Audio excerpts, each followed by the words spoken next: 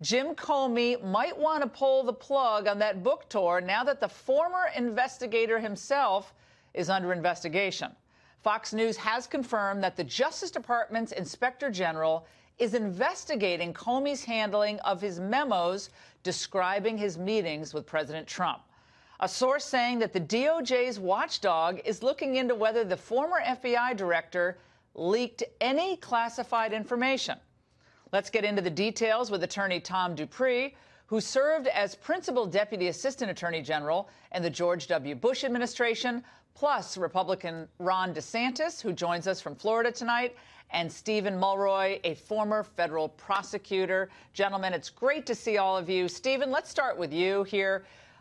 Jim Comey, as former FBI director, perhaps thought that, look, I'm the FBI director. I can declare what's classified and declare what's not classified. And so if I shoot these memos over to a pal of mine at Columbia Law School, no big deal. He'll get them to the press, and it'll cause a big stir, and maybe my reputation will be bolstered. Maybe he'll even start a special counsel. But, you know, doesn't this mean that, Comey could be in hot water now with this new investigation? I'm not sure that's really the case, Laura. It's important to remember exactly what we know here. We won't know for sure until the Inspector General has concluded its investigation about what all the facts are for sure. But the Wall Street Journal has reported that there were only 2 memos that Comey gave to his friend that had any classified information. In one of them, he went through and redacted out the classified information, and the other one wasn't classified at the time. It was only classified later on. So it seems like his course of conduct here was fairly anodyne, fairly inoffensive. You can't very well blame him if the document wasn't classified until a later point in time. That kind of retroactive liability, I think he could argue, is unfair.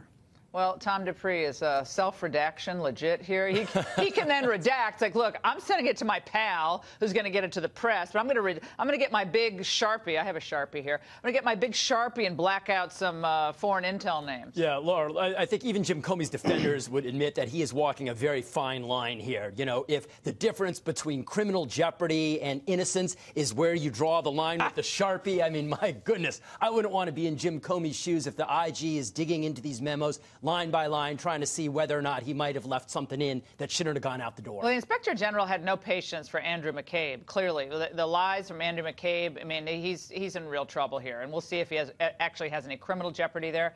But Congressman DeSantis, let's remember what Jim Comey said back in June of last year when he was testifying on Capitol Hill about why he decided to transmit those memos to his friend.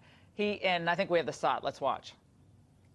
And my judgment was I needed to get that out into the public square. And so I asked a friend of mine to share the content of the memo with a reporter. Didn't do it myself for a variety of reasons, but I asked him to because I thought that might prompt the appointment of a special counsel. For a variety of reasons, Congressman. For a variety of reasons, he also self-redacted at least one of the 2 memos. Well, it's important to point out that that was malicious leaking of government documents. I asked Christopher Wray under oath, is it appropriate for FBI agents to leak their work product to the press? And he said absolutely not. I do think he's facing exposure because some of that stuff very well may have been classified. But at the end of the day, this is a guy who took those documents. He wanted to generate a special counsel. And it's interesting, you look at those memos, he actually writes down in the memos, I told the president I don't leak. The fact that he's writing that in the memo that he doesn't leak tells me he probably was a habitual leaker. Actually, you bring up a great point, Congressman, and Steve, will go to you on this. This is from the Comey memo. This is from January 6th, right after his first meeting at Trump Tower with the president. He said, and he wrote, I said I was eager to find leakers and would like to nail one to the door as a message. That's very dramatic.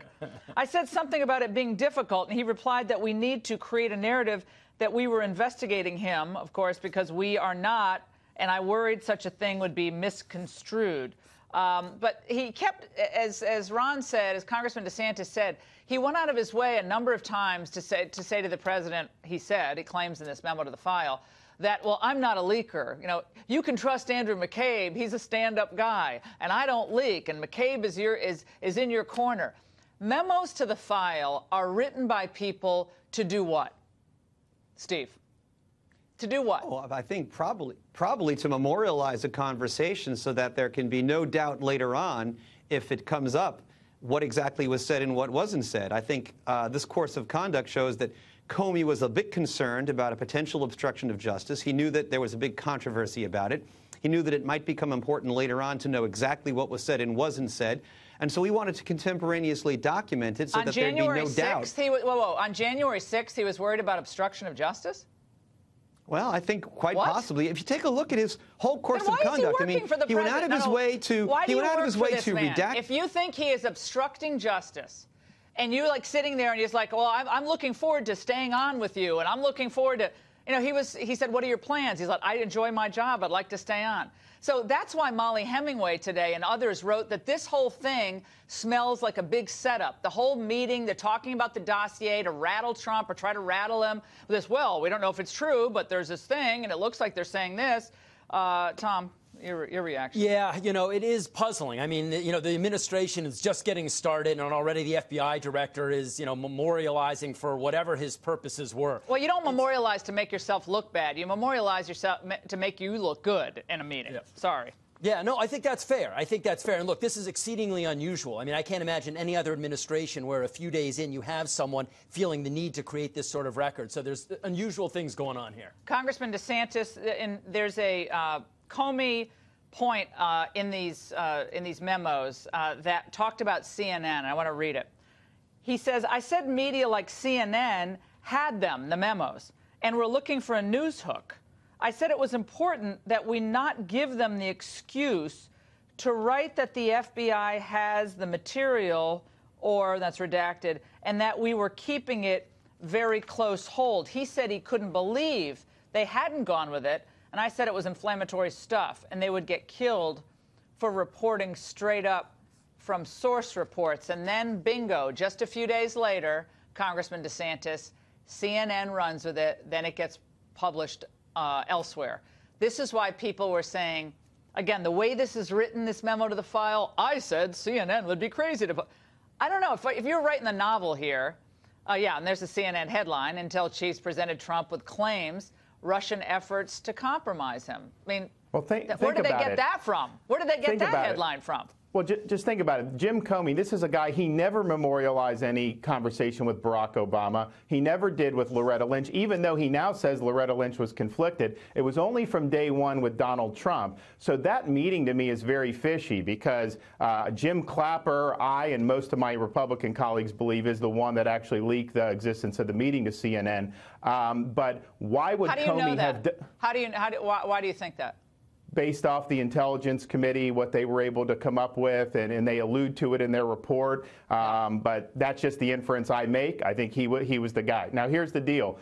Comey acknowledges that it's not newsworthy at the time. They needed a hook. So what does he do? He gives them the hook. So either him and Clapper knew this together, or maybe he was acting at Clapper's suggestion. Yeah. But he provided the hook for that to go out. And when he's briefing Donald Trump on it, he only talks about the one salacious allegation. He didn't discuss other aspects of the dossier. Don't you think that's something the president-elect should have been entitled to know about? And yet Comey hid that from him. This thing smells very badly, and I think he's going to have to answer more questions about that. He has to come back to Capitol Hill, does he not, Steve?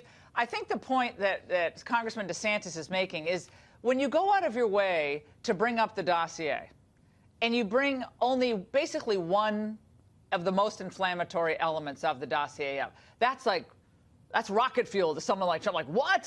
And, you know, you don't. There's a lot of other stuff in the dossier. You bring up that one point. And we know now, in hindsight, that he was using that professor at Columbia to then get information out to the press. So he had it in his mind a couple months later to disseminate stuff to the press. He wanted it to get out there. He wanted a special counsel appointed.